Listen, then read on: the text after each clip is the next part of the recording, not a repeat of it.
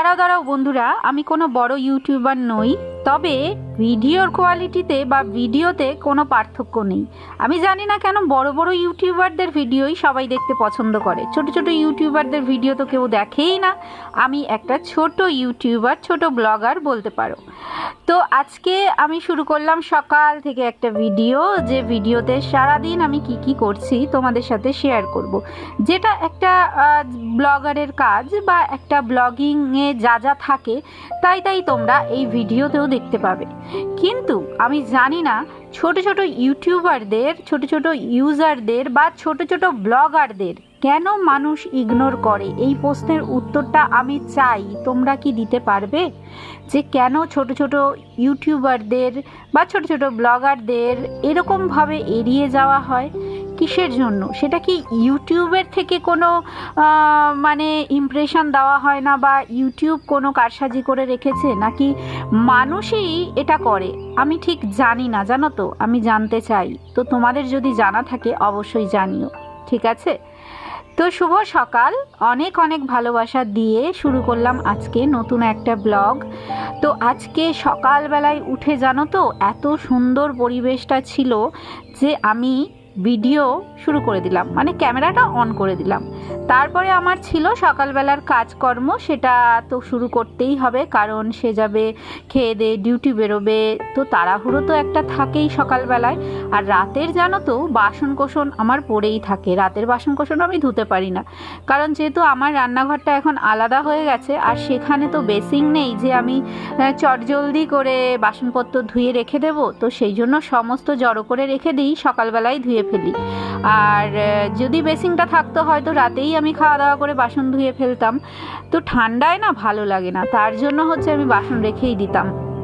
তো এখন চলো, বাসন মাজা তো আমার কমপ্লিট হয়ে গেছে। এখন যেটা করব সেটা হচ্ছে আমি ঘরটা মুছবো। আর আমার শাশুড়ি মাও উঠে পড়েছে, আর আমিও এখন সকাল সকালই উঠে পড়ছি। এই ধরো প্রায় ছটার সময়ই উঠে পড়েছি। আর শীতকালের যেহেতু বেলা, সেহেতু জানো সকালবেলায় শীতকালে মানে চারিদিকটা কুয়াশা থাকে, ঠান্ডা থাকে, অতটা রোদ বের হয় না। ক্যামেরাতে কিন্তু একদম ঝলমলে লাগছে, আসলে কিন্তু তা নয়, জানো তো, মানে চারিদিকে কুয়াশা কুয়াশা, একটা আবহাওয়া, একটা অন্যরকম মানে পরিবেশ, কিন্তু খুব স্নিগ্ধ, খুব শান্ত, এত ভালো লাগে যে কি বলবো। তো এবার দেখো চলে এলাম আমি ঘর মুছতে। আগে আমি ওই যে নেতা দিয়ে ঘর মুছে না বসে বসে, তো সেটা দিয়েই মুছতে আমি কমফোর্টেবল ফিল করতাম আর পছন্দও করতাম, কারণ ঘরের কোনা কোনা মোছা যায়। কিন্তু এখন ইদানিং এই যে ডান্ডাটা দিয়ে মুছে মুছে এমন হ্যাবিট হয়ে গেছে না, আমি আর বসে বসে ঘরটা মুছতে পারি না, বিরক্তি লাগে, কষ্ট হয়, কোমরও ব্যথা করে। আর আজকে সকাল থেকে কারেন্ট নেই, জানো, সকাল থেকে না, রাত থেকে। সেই জন্য আমি এক বালতি জল তুলে নিয়ে এলাম, কারণ পাম্পে তো জল নেই, জল শেষ হয়ে গেলে আমি রান্নাবান্না কি করে করব, মানে সবজি আনাজ এগুলো কি করে ধোবো। আর এখানে কড়াইয়ে কালকে পাঁপড় ভেজেছিলাম, তো ভাবলাম ওই কড়াইতেই আমি রান্নাটা বসিয়ে দেবো। আর আজকে যেহেতু কারেন্ট নেই বন্ধুরা, খুব মানে প্রবলেমে পড়েছি, কারণ পাম্পে যদি জল না ওঠে, কেউ উঠে চান করতে পারবে না, বাথরুমে যেতে পারবে না, একটা মানে বিরক্তিকর ব্যাপার। আর মাঝরাত থেকে বা ভোর রাত থেকেই কারেন্টটা নেই। তো চলো, আমি এখানে দেখো ভাত বসিয়ে দিয়েছি, আর আজকে করব শর্টকাট রান্না, যেহেতু কারেন্টটা এখনও আসেনি। তো ভাবলাম ডিমের ঝোল ভাত করি, আর কিছু করছি না, মোটামুটি এটাই করব আজকে। তো আমার বর ডিমের ঝোল ভাত ভালোই খায়, তো সেটাই করব। আর এখানে আনাজপত্রগুলোও আমি কেটে নিই চটজলদি করে। আনাজপত্র বলতে ওই আলু, পেঁয়াজ, আদা রসুন যে বাটবো, এগুলোই আর কি। আর সবজি ফবজি তো করার নেই, আমার তাড়াতাড়ি আজকে রান্নাটাও হয়ে যাবে। কালকের যে জামা কাপড়গুলো ছিল, সেই জামা কাপড়গুলোও আমি ধুতে পারিনি, সেগুলো পড়েই আছে, যেহেতু জল নেই তো ট্যাঙ্কিতে, সেই জন্য। আর এখানে দেখো দুধটাও আমি গরম বসিয়ে দিয়েছি, কালকে দুধ নিয়ে এসেছিলো, পুরোটা খাওয়া হয়নি, তো সেই জন্য দুধটাও আমি এখানে গরম বসিয়ে দিয়েছি। আর সকালবেলার এই যে একটা মানে বিষয়, যেটা আমি করি আর আমি খাই, তো এটা কিন্তু খুব উপকার শরীরের জন্য। তোমরা সবাই জানো, আজকাল সবাই জানে যে গরম জলে লেবু আর মধু মিশিয়ে খেলে যে ফ্যাট কম হয়। তো যারা শুধু জানো কোনোদিন প্র্যাকটিক্যাল করোনি তারা একদিন প্র্যাকটিক্যাল করে দেখো, একদিন নয় মানে টানা তোমরা 2 সপ্তাহ খেয়ে দেখো, একটু হালকা ফুলকা ডায়েট আর একটু হালকা ফুলকা এক্সারসাইজ করে দেখো, দেখবে ওজন কিন্তু অনেকটাই কমে যায়। তো সকাল সকাল আমি সেটাই করছি। আর এদিকে যেহেতু ঠান্ডা পড়েছে সেই জন্য কিন্তু আমি বরকেও 1 মগ গরম জল করে দিই, কারণ সে একটুখানি গরম জল খেলে তার গলাটা ঠিক মানে থাকে, তার একটু ঠান্ডার ধাত আছে, তো মানে চট করেই না ঠান্ডা লেগে যায়, আর ঠান্ডা লেগে গেলে সে কাশি সর্দি জ্বর নানান যন্ত্রণায় সে ভুগতে থাকে। তো সেই জন্য সে আমাকে বলেছে যে সকালবেলায় তুমি আমাকে ঘুম থেকে ডাকার আগে 1 মগ গরম জল করে দেবে আগে। তো তাকে কিন্তু আমি 1 মগ গরম জল করে দিয়ে ডেকে এসছি। আর এবার আমার এই যে জলটা, এই জলটা তৈরি করছি, করে এবার আমি এটা খাবো। আর এখানে আমার অলমোস্ট ডিমটাও সেদ্ধ হয়ে গেছে, আর একটু হলেই হয়ে যাবে, আর ভাতেও মোটামুটি উতলটা চলে এসছে, দেখতে পাচ্ছ তোমরা। তো এদিকে আমার ভাতও হয়ে যাবে, আর এদিকে ভাত হতে হতে আমি ডিমের ঝোলটাও বসিয়ে দিতে পারবো। তো তার আগে এই যে গরম গরম লেবু জলটা খেয়ে নিই আমি। আর এটা খেলে একটা কিন্তু ওই যে হয় না চা খেলে একটা বেরোয় মুখ থেকে, তো সেই রকমই ঠিক অনেকটা ফিলিংসটা আসে। তো সত্যি বলছি এই জলটা খুব উপকার শরীরের জন্য, তোমরা খেয়ে দেখো। প্রত্যেক দিন কিন্তু আমার এই জলটা খাওয়া হয় না, কারণ এই যে রান্না বান্নার একটা তাড়না থাকে, বাসি কাজ করে তারপরে রান্না বান্না করতে ঢুকি, তাকে টাইমে মানে করতে হবে, ডিউটি যাবে, তো এই সমস্ত করে আমার প্রত্যেক দিন কিন্তু লেবু জলটা খাওয়া হয় না। এটার পেছনে তো একটু হলেও টাইম যাবে সেই জন্য। আর এখানে দেখো ঘড়ির কাঁটা তো তরবর করে ঘুরছে, আর সে উঠে ফ্রেশ হয়েও গেছে, তাকে আমি চা দিয়ে দিয়েছি। আর লিকার চাই মানে খেতে পছন্দ করে, আর দুধ চাটাও খায় না যে তা নয়, ফ্লেভারটি যেটা আছে না রেড লেবেল, ওটার কিন্তু ফ্লেভার খুব সুন্দর, তো সেই লিকার চাটাই আমি করি। এবার তোমরা ভাবছো এখানে দুধ চাটা কার জন্য, এটা কি আমি খাবো?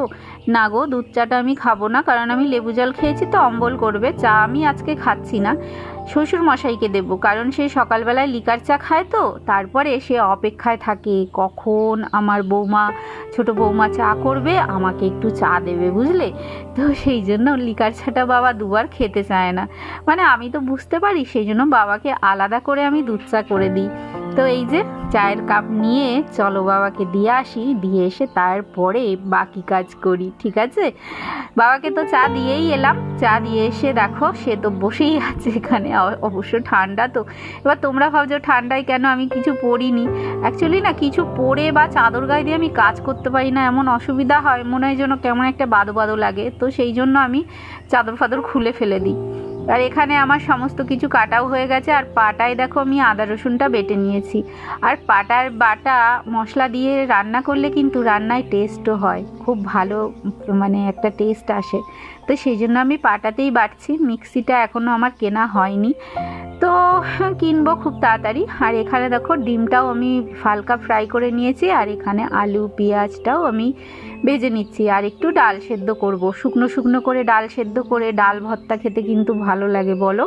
যারা বাংলাদেশের থেকে দেখছো তারা জানো ভর্তা কতটা মজার হয়, কারণ বাংলাদেশের মানুষ ভর্তা খেতে অনেক ভালোবাসে, তো আমিও পছন্দ করি ভর্তা খেতে।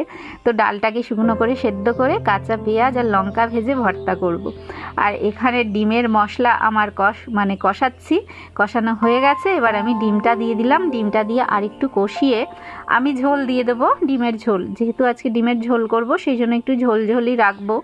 আর এই যে ডাল সেদ্ধটা করছি, আমার বর কর্তামশাই অতটা ভালো খায় না, তবু করছি, আমার খেতে ইচ্ছে করছে সেই জন্য। তো ফাইনালি দেখো আমার রান্না বান্না কিন্তু কমপ্লিট হয়ে গেছে, পুরো গ্যাস ফ্যাস মুছে নিয়েছি, তারপরে তোমাদের সামনে এসেছি, চলো দেখাই। এই দেখো সমস্ত কিছু একদম ক্লিন করে নিয়েছি, পরিষ্কার করে নিয়েছি, একদম ঝকঝকে তকতকে হয়ে গেছে।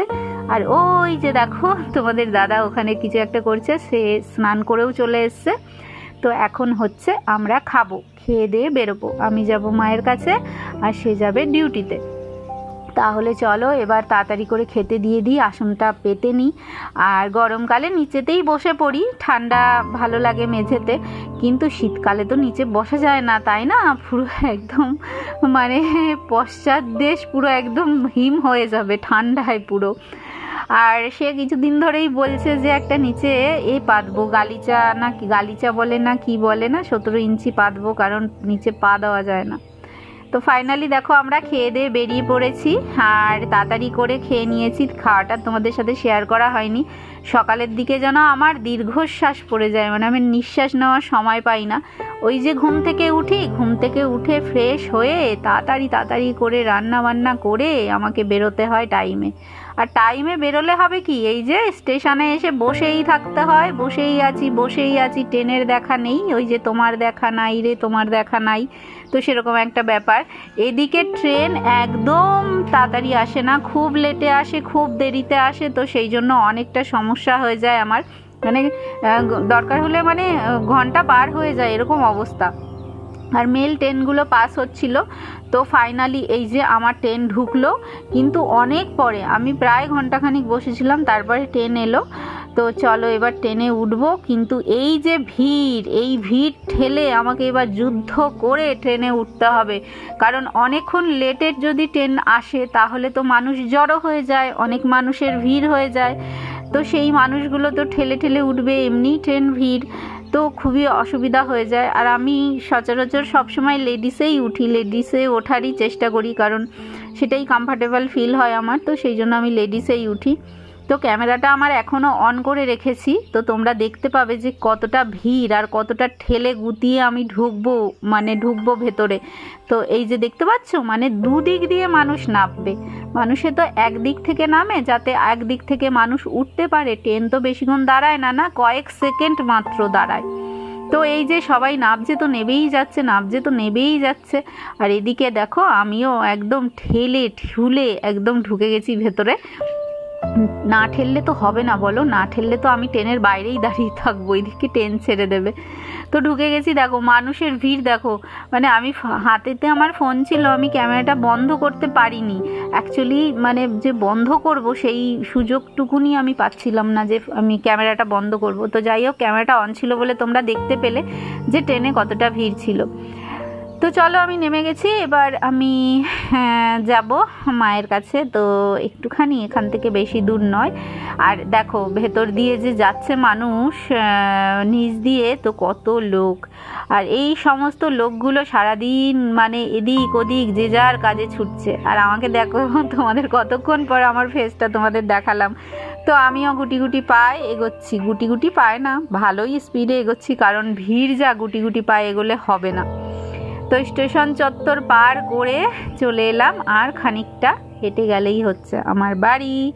তো আমি জানি না বাড়ি গিয়ে কি দেখবো তো মা রান্নাই করছে। আর আমাদের গলির লালু ভুলুগুলো দেখো শুয়ে আছে, একটাই শুয়ে আছে, 3খানা আছে, কোথায় গেছে বাকি 2জন আমি দেখতে পাচ্ছি না। তো আছে হয়তো এদিক ওদিক শুয়ে। তো ওর নাম কিন্তু লালু নয়, কিন্তু আমি লালু বলেই ডাকি, আমি জানি না কি নাম। আর এই জমিটা আমার এত সুন্দর লাগে, মনে হয় যেন আমার স্বপ্নের মতো। এরকম যদি আমি একটু করতে পারতাম তো ছোট একটা বাড়ি করতাম কখনো। তো তোমরা উইশ করো যেন ভবিষ্যতে কোনোদিন না কোনোদিন আমি এরকম একটা বাড়ি করতে পারি ছোট্ট একটা জায়গায়। জানি না সেটা কোনোদিনও স্বপ্ন আমার সফল হবে কিনা। তো যাই হোক, সে কথা বাদ দিই। তো চলে এলাম, গেটের মধ্যে ঢুকে পড়লাম। এবার ঘরে যাব, গিয়ে দেখবো মা কি করছে। চলো তোমাদের সাথে শেয়ার করি, তোমাদের দেখাই আমার মা কি করছে ঘরে। আর আজকে এত সুন্দর রোদ উঠেছে না, মানে ঠান্ডাটাও বেশ মানে জাঁকিয়ে পড়েছে, আর রোদটাও বেশ গায়ে দারুণ লাগছে। তো এই যে ঘরে ঢুকে দেখছি আমার মা রন্ধনশালায় রন্ধন করিতেছে, কারণ যখনই আমি ঘরে আসি আমি তো দেখি আমার মা রান্নাই করছে। তবে আমার মায়ের শরীরটা ভালো নেই, খুব লুজ মোশন হয়েছে। আর এই লুজ মোশনটা না সাধারণ নয়, আমার মায়ের নানান রকম শরীরে উপসর্গ থেকেই হয়।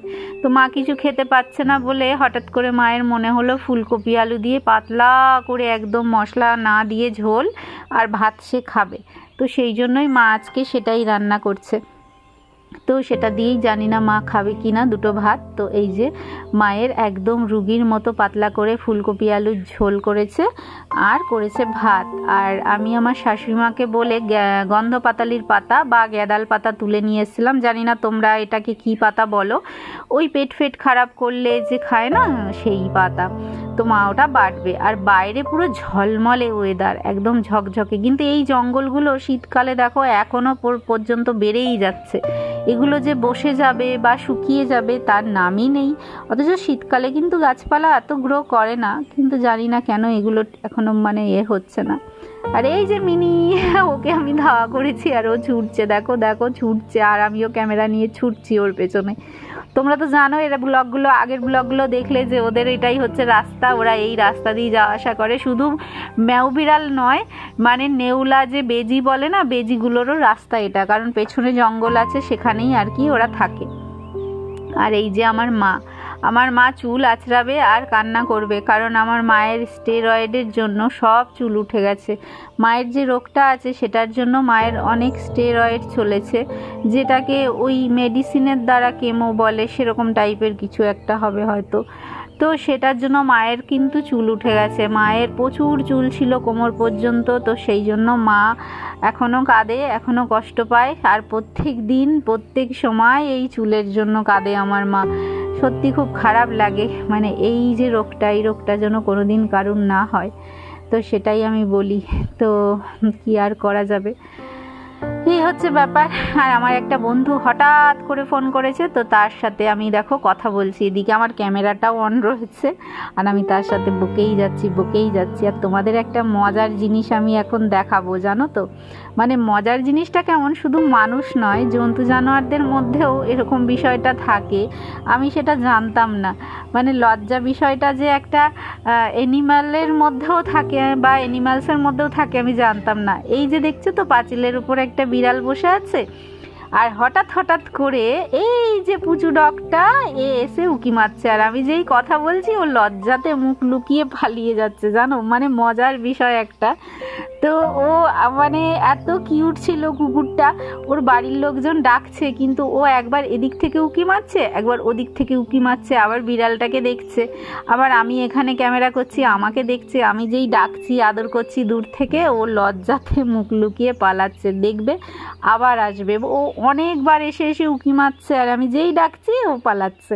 তো এই দেখো আবার এসে উকি মারছে, মানে এত কিউট না, যেই আমি ওকে হাত দেখাচ্ছি ডাকছি আর ও পালিয়ে যাচ্ছে। সত্যি অনেক সুন্দর ছিল ডগটা। আর এখানে দেখো মা রান্না বান্না তো করেই নিয়েছে, এবার হচ্ছে খাওয়া দাওয়ার পালা। তো মা আমাকে জোর করছে, খেয়ে নে, একটু খা। আর আমি তো বাড়ি থেকে খেয়ে এসেছি, কিন্তু আমার পেটটা ভর্তি, কিন্তু মা বারবার বলে, তখন আমি লোভে পড়ে খেয়ে নিই। আর এই যে মা ফুলকপি আলুর ঝোল করেছে, আর এই যে আমাদের খেতে দিয়েছে, মাও খাচ্ছে। তো চলো আমরা এবার খাওয়া দাওয়া করে নিই। আর আজকে এই ব্লগটা যদি তোমরা কন্টিনিউ দেখে থাকো, তোমাদের অসংখ্য ধন্যবাদ। যারা দেখেছো অবশ্যই ভিডিওটিকে শেয়ার করো, একটি লাইক করো, আর আমার সাথে থেকো। তোমাদের জন্য, তোমাদের মানে কি বলবো, ভালোবাসার জন্য আমি অপেক্ষায় থাকি। তো অবশ্যই পাশে থেকো, আবার দেখা হবে।